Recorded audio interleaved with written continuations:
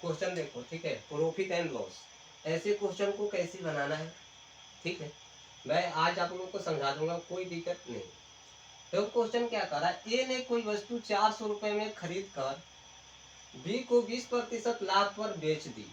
B को कितने लाख प्रतिशत लाभ पर बेच दी भाई, 20% लाभ पर बेच दी। बी ने सी को 10% लाभ पर बेच दी। सी ने इसे कितने रुपए में खरीदा, सी ने इसे कितने रुपए में खरीदा। मान लो अगर ए ने 400 रुपए में खरीदा, फिर बी को 20% लाभ पर दे दिया, फिर बी ने सी को 10% लाभ पर दे दिया, तो सी इसे कितने रुपए में खरीदा, ये हमें बताना है क्वेश्चन। तो चलो क्वेश्चन बनाने से पहले जो लोग अगर चैनल को सब्सक्राइब नहीं किए, चैनल को सब्सक्राइब कर लेना। समझने के बाद चैनल को सब्सक्राइब करना बहुत जरूरी है, ठीक है। तो देखो सबसे पहले क्वेश्चन में 3 लोग हैं, ए है और बी है, ठीक है, और इसके बाद सी है। ये 3 लोग हैं। ए ने 400 रुपए में खरीद लिया। ए ने क्या किया भाई, 400 रुपए में खरीद लिया। यहाँ तक तो किसी को कोई दिक्कत नहीं। लेकिन ए ने 400 रुपए में खरीद लिया, तो बी को 20% लाभ पर न दिया है भाई, बी को 20% लाभ पर दिया। फिर बी ने सी को 10% लाभ पर दिया। देखो बी ने सी को 10% लाभ पर दिया, तो यहाँ 10%।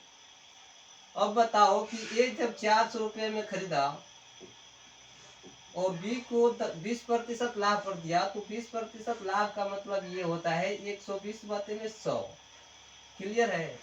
और 10% लाभ का मतलब होता है भाई 110 बटे में 100। ये प्रतिशत हट जाता है, नीचे में 100 सट जाता है, ठीक है। तो ऐसे ध्यान से देखना है क्वेश्चन को, प्यारे प्यारे आंखों से देखना बिल्कुल। अब देखो ध्यान से, यहाँ पर 0 से 0 खत्म, यहाँ 0 से 0 खत्म, और यहाँ 2 हीरो से 2 हीरो खत्म। अब आपका क्वेश्चन सोल्व हो चुका है। ध्यान से देख सकते हैं कि 12 चौके 48 गुने 11, अब बच क्या गया, 11 बचा हुआ है ना, 11। तो अब अगर हम इसे गुना करते हैं तो कितना हो जाएगा भाई,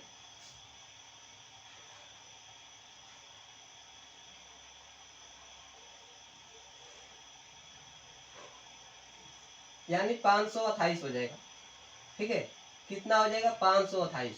तो 528 क्या हुआ, 528 ये हुआ कि सी 528 रुपया में खरीदा, ठीक है। सी कितने रुपए में खरीदा, 528 रुपये में। जो लोग अभी तक से चैनल को सब्सक्राइब नहीं किए हैं, वो चैनल को सब्सक्राइब जरूर कर लो, ठीक है।